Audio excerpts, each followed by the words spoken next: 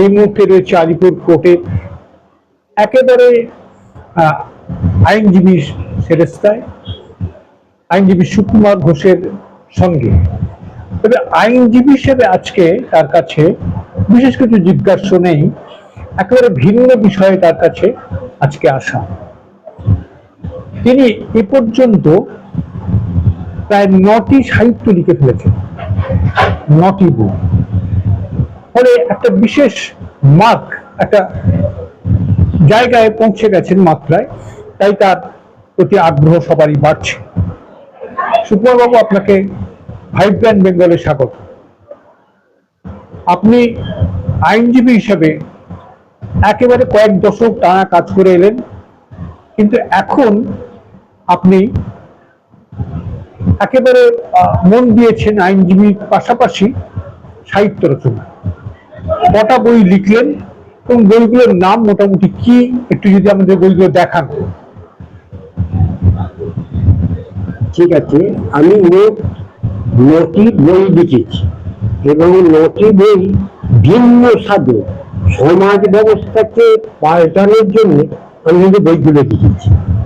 কারণ আমার এই দীর্ঘ অভিজ্ঞতা, দীর্ঘ যে চোখে সচরাচর দেখেছি বা পরিবেশ দেখেছি বা সমাজের রীতিনীতি দেখেছি, তাতে আমার মনে খুব ব্যথা দিয়েছে কতগুলো ব্যাপার নিয়ে, যার জন্যে আমি প্রত্যেকটা বই এই এক একটা বিভিন্ন বিভিন্ন স্বাদ নিয়ে লিখেছি, যাতে সমাজের মধ্যে একটা চেতনা আসে। আমি জানি যে সবাই বই পড়ে না, তারা একটু শোনে, তারা একটু দেখে যদি সহজে কিছু জানা যায়। কিন্তু আমি যে উদ্দেশ্য নিয়ে লিখেছি সেই উদ্দেশ্য কিন্তু সবাই মেনে চলছে না। অর্থাৎ তারা পড়বে, তারা অন্তত আমার এই লেখাটাকে সমালোচনা করবে, তারা আমি যে উদ্দেশ্য নিয়ে লিখেছি সেই উদ্দেশ্যটাকে যাতে সফল হয় তার চেষ্টা করবে। কিন্তু আজও পর্যন্ত আমি দেখলাম না যে অনেকেই এই ম্যাটারটা অবৈধ, এবং আমাকে তার ফিডব্যাক, মানে তার যে কি ভালো মন্দ সেটা মুষ্টিমেয় পাঠক পাঠিকাগণ ছাড়া আর কেউ দেয়নি। আমার মনে খুব কষ্ট হয়েছিল। আমি সবার যার জন্য আমি সবার কাছে বলবো, অনুরোধ করবো, বইগুলো অন্তত একবার পড়ে তারপর আমার খারাপ ভালো বিবেচনা করবো। এইবারে আমি একটা কথা বলি, সেটা হচ্ছে আমি যে 9টা বই লিখেছি, সেই 9টা বই কিরকম। প্রথম বই যেমন শেষ পাওয়া, তাতে কি লিখেছি, তাতে আমি বলেছি যে প্রকৃত শিক্ষা লাভ করে তারপরে তোমরা এই জিনিসটা করো। যেমন এই যে আমাদের এই যে পানিশ মানে হচ্ছে যারা হস্ত বিচরণ, সেই সম্পর্কে যেটুখানি জেনেছি লিখেছি। ডাক্তারি, হোমিওপ্যাথি যেটুখানি জেনেছি সেটা লিখেছি। ওকালতি যেটুখানি জেনেছি লিখেছি, এবং আধ্যাত্মিক চেতনা যতটুকু পেয়েছি সেটাও লিখেছি। শেষ পাওয়া তৈটা দিয়েছি।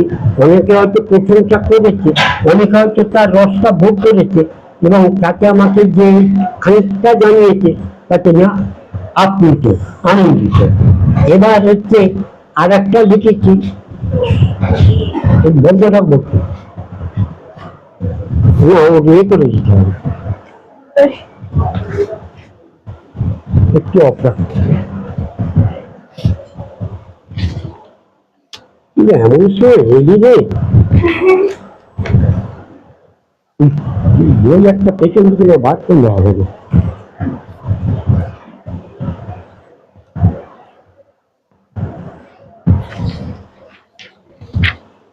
একটা বই বার করে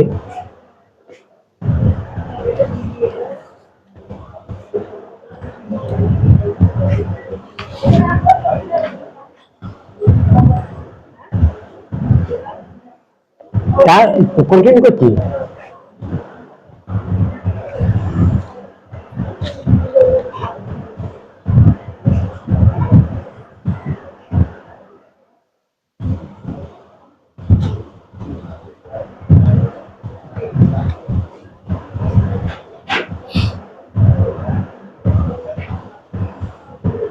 কে আইডেন্টিফাই করবে?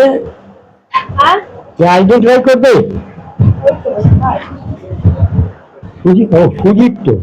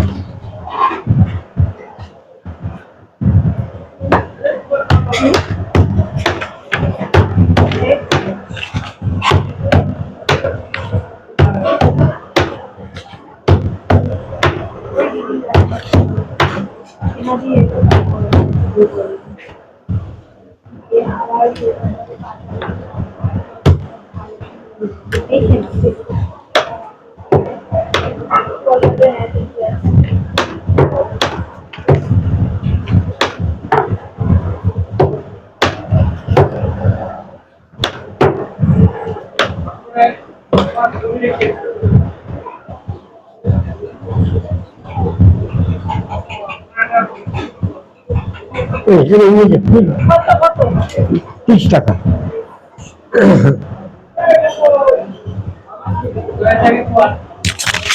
হ্যাঁ, আমরা একটা জিনিস আপনাদের বলে রাখি যে একজন আইনজীবী তো, তাই তিনি সদা ব্যস্ত। সেই ব্যস্ততাও আপনারা দেখলেন, তার মাঝখানেই আমরা তাকে পেয়েছি এই ইন্টারভিউটুকু নেবার জন্য। সুকুমার বাবু, আপনি যদি বইগুলোর নামগুলো পরপর বলে যাচ্ছি। সেটা হচ্ছে প্রথমে লিখেছি শেষ পাওয়া, তারপরে লিখেছি শেষ লেখা, তারপরে লিখেছি শেষ দর্শন, তারপরে লিখেছি শেষ পরিণতি, তারপরে লিখেছি শেষ তর্পণ, তারপরে লিখেছি শেষ চাওয়া, তারপরে লিখেছি শেষ অনুভূতি, তারপরে লিখেছি শেষ বিদায়, এবং সব শেষে লিখেছি শেষ সত্য। আপনি কি এইখানেই থামবেন না আরো লিখবেন? আরো লেখার ইচ্ছা আছে, কারণ সমাজকে আরো কিছু আমি দিতে চাই সমাজের মধ্যে, যাতে আরেকটু পরিবর্তনটা হয়, অন্তত খানিকটা হতে পারে, স্থিতিশীল হতে পারে। আপনি আইনজীবী হিসেবে বেশি তৃপ্তি পেলেন কাজ করে, নাকি শেষকালে এসে একজন সাহিত্য প্রেমী হিসেবে বা লেখক হিসেবে বেশি তৃপ্তি পেলেন?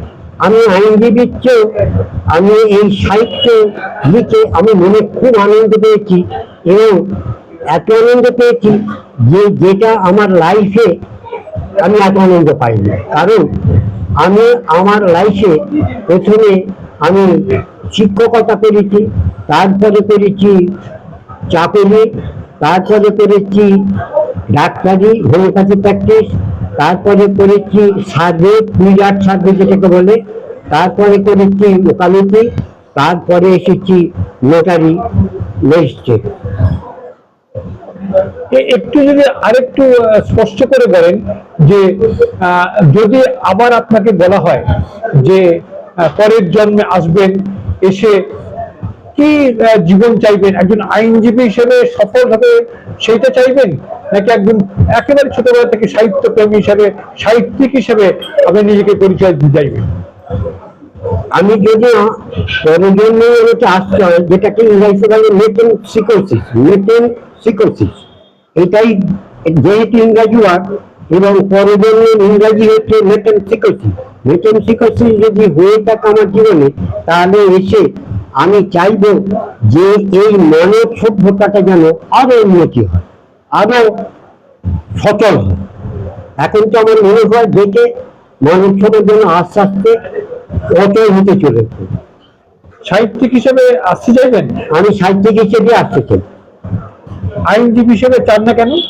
আইনজীবী চাই না এই কারণে যে আইনের ব্যবসা করতে গেলে আমাদের মিথ্যে কথাটা বেশি বলতে, মিথ্যের আশ্রয়টা বেশি নিতে হয়।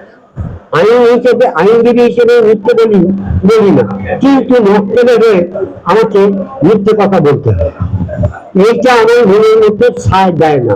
আমরা জানি যে আমাদের মিথ্যে কথা না বললে আমাদের মক্কেলকে বাঁচানো যায় না।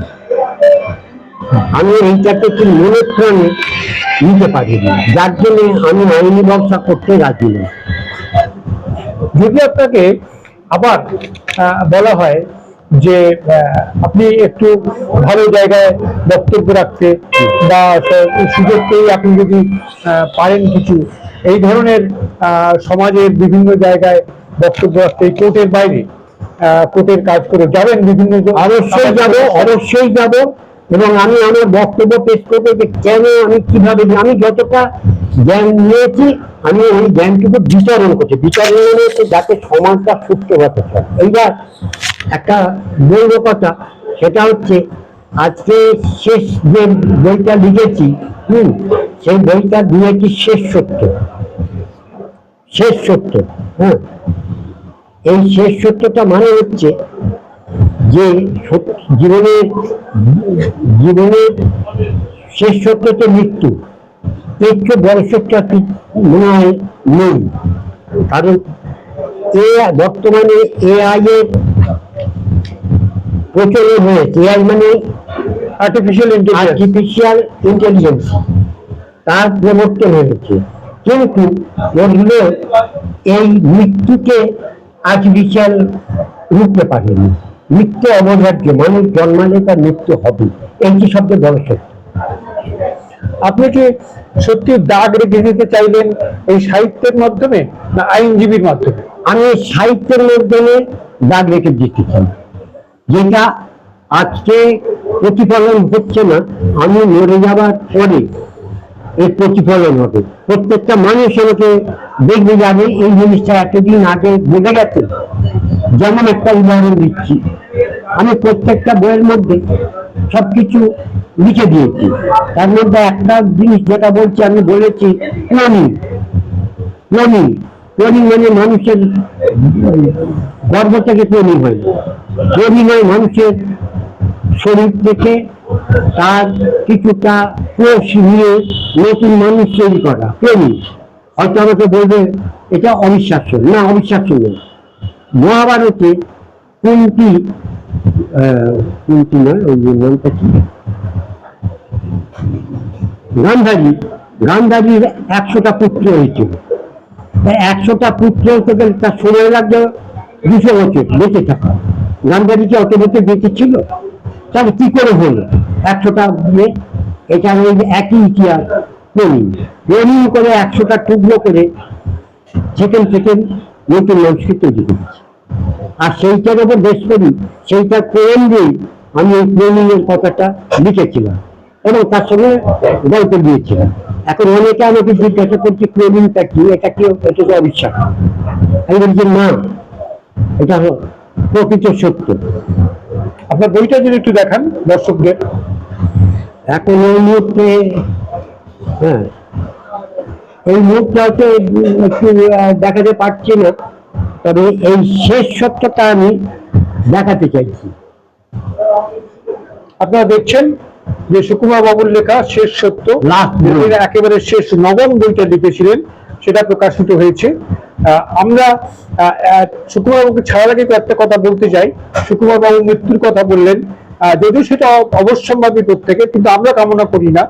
আমরা সবসময় চাইছি দীর্ঘজীবী হন, দীর্ঘ থেকে দীর্ঘতর জীবন আয়ু পান, আরো বেশি লিখুন, আইনজীবী হিসেবে আরো মানুষকে সাহায্য দিন এবং তার দ্বারা যেন সমাজ উপকৃত হয়, এটাই আমরা চাইবো। আমরা ভাইব্রান্ট বেঙ্গলে আমি প্রবীর বন্দ্যোপাধ্যায় আপনাদের এটুকু জানাতে পারি যে তারা যেন আপনারা সকলেই তার দীর্ঘায়ু কামনা করুন। আমি একটুখানি বলবো এই শেষ সত্যটা সম্পর্কে কি লিখেছি। শেষ সত্যটা হচ্ছে মোটিভেশন অফ রিলিজিয়ন, ধর্মের মোটিভ কি। এই যে হিন্দু, মুসলমান, খ্রিস্টান, আরো যে প্রচুর আছে, জাতি আছে, প্রত্যেকটা জাতির যে মোটিভেশন, অর্থাৎ ঈশ্বরকে পাওয়া। ঈশ্বর কিন্তু এক। যেমন একটা ফ্যামিলিতে বাবার অনেক পুত্র থাকে, পুত্ররা একই ফ্যামিলিতে বাস করতে গেলে তাদের অনেক অসুবিধা হয়, সেই জন্য তারা পৃথকভাবে তাদের নিজস্ব সংসার করছে। তাহলে আমাদের এই পৃথিবীতে ঈশ্বর একজন, আর আমরা কি তারই সন্তান, কে হিন্দু, কে মুসলমান, কে খ্রিস্টান, কে বৌদ্ধ এবং নানা ধরনের ধর্মের লোক এখানে বাস করছে, কিন্তু আমাদের উদ্দেশ্য হচ্ছে একটাই, সেই পরম ঈশ্বরকে পাওয়া।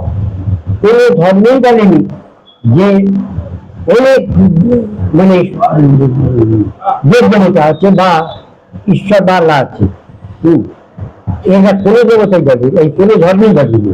এইবার তাহলে আমরা কি মোটিভেশন কেন বলছি? তার পথ কি পথ?